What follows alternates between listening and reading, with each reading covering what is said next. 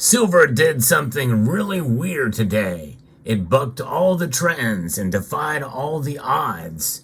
Even though it wasn't a massive move in price, it is working against pretty much everything else that should bring it down. We'll talk about that and so much more as we explore.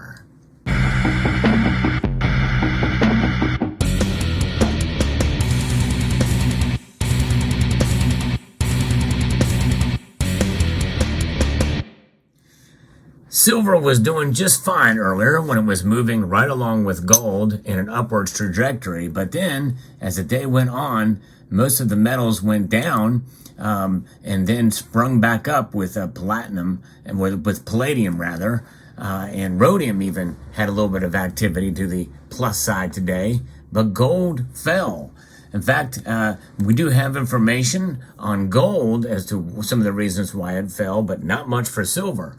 So I'm going to give you my opinion, and this very well could be the beginning of a potential bull run for silver. And it may not happen within the next month or so, but later, stay tuned, because I think today's move in silver's price could clue us in as to what could happen by the end of the year, which means that my prediction of $28 silver very well could come true if what I speculate is correct.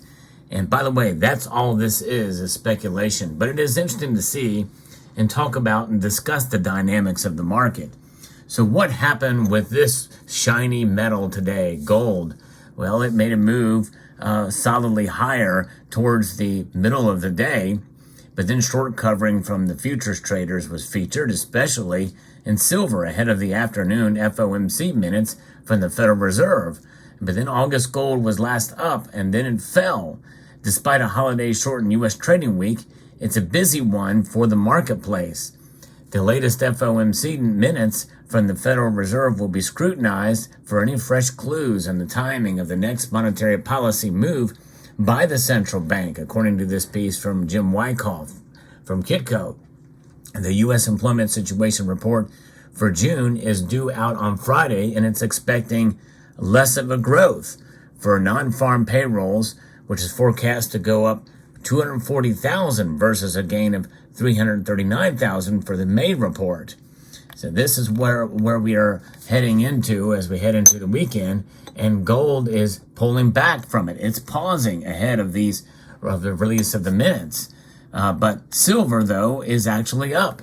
In fact, here are the numbers for where the markets stand now, just minutes before they close. Gold is down $10.20, down over a half a percentage point, whereas silver is actually up almost 3/4 of a percentage point, up 17 cents to $23.21. They're working in direct opposite of each other. It has happened. I've actually noted it before on this channel when they move in opposite directions of each other. It doesn't happen too often, but it does occur. And this is one of those cases where we see, indeed, silver and gold moving in opposite directions, narrowing the ratio, by the way, between the two metals down to 82.89. Still very, very high. And by the way, the movement of both metals is not anything to write home about, but the fact that there's movement at all with silver to the plus side in a fairly dramatic fashion, again, almost 3/4 of a percentage point, considering the U.S. dollar index is up fairly high now. It's up 0.28%, up 0.29 to 103.36. And the other markets are down. Dow Jones Industrial Average is down. NASDAQ is down. The S&P is also down. Those things I would suspect would tend to lead silver in the opposite direction, especially the dollar index. Because when you have numbers like this, even though it's not a massive move to the downside, you would think it would drag silver down with it. But nonetheless, what about commodities? Well, all the commodities are down, every single one, from copper, nickel, and aluminum to lead, and even uranium is down. The only metal that's up is zinc, and it's only up by fractions of a cent. So there's where the commodities are.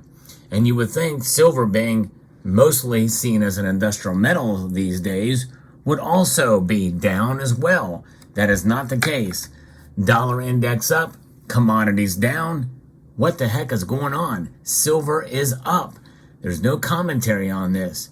But my suspicion is that some of the latest figures that we're seeing from the Silver Institute and others, especially with regards to what I mentioned recently in videos about new technology for solar panels, is coming on board.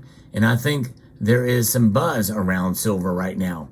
And I think people are starting to see, and investors are starting to put their money into silver.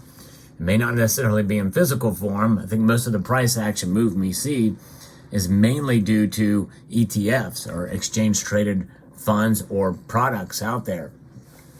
So I think that's probably what's happening. It's bucking the trends and buying because people see what's going on. In fact, I have been buying a little bit more silver in recent weeks here, and I just placed another order, which was fairly unexpected, but seeing that the prices were low, fairly good deal. Opportunity knocks, and I'm going to go ahead and take it, even though I probably should account those funds for something else. But sometimes you have to be agile, but you have to also be fiscally responsible whenever you make a purchase and then decide if it's the best thing and the right thing for you at any given time. And that's kind of where I sat, and I stewed over to be able to make that purchase. I'll show that purchase when it comes in and the reasons why I did it. But nonetheless, today is an odd day. What this could mean is that this could be the beginning of a bull cycle for silver. Now, when I say a bull cycle, I'm not talking about it going to the moon. In fact, I'm not even talking about it being bucked off of a bull that you ride and gaining any kind of height. I'm talking about staying on the bull for a full 8 seconds and maybe even more and being grounded in reality. And I'm talking that we very well could see by the end of the year, this move today, given that it's bucking the trends, means that perhaps that people are waking up to silver's potential lack of demand, and so people are wanting to get in early. This is the time to get in when the prices are low, and people are realizing it.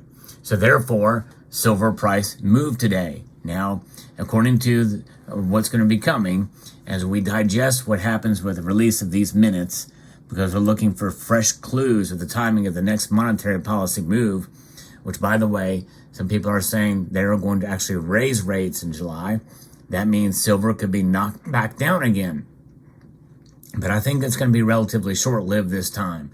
And I'm still overall bullish on silver for the end of the year, of getting up to around $28 an ounce. That's my prediction, and I'm sticking with it. I think there's enough data, and I think there's enough in terms of the emotion of the markets that we could see that happen.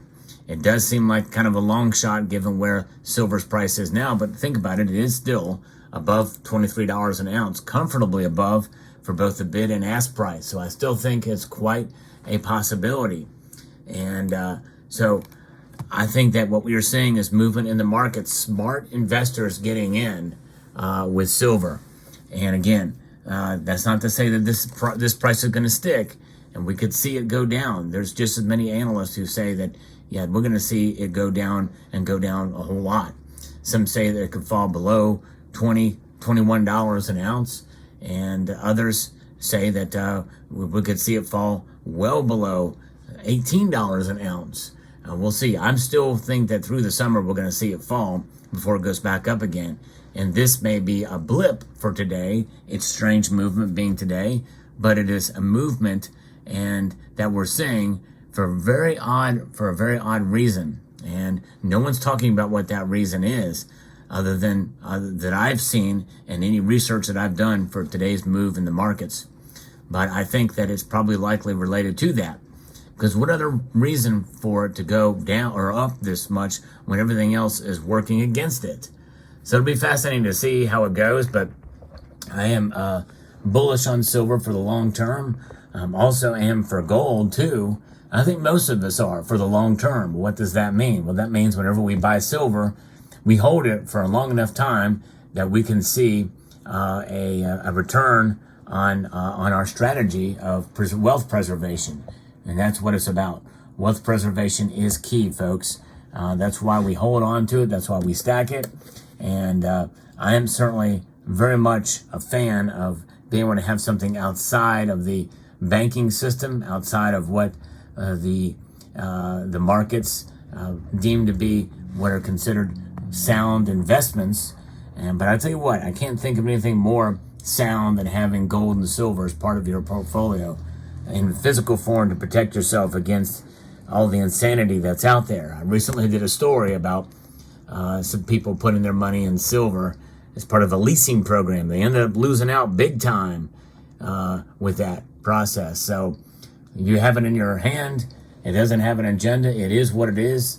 And so you're the best protected when you have gold and silver as a store of value in your possession. And let me know what your thoughts are on this story. Hope you found this video informative, insightful, and educational. Let me know what your thoughts if you think silver is going to go up to $28 by the end of the year. I'd be very curious to see what your thoughts are, or if you think we've reached the high for the year. I'd like to extend a multitude of gratitude to you all for taking the time to watch, and to encourage you to please rate, share, comment, and subscribe.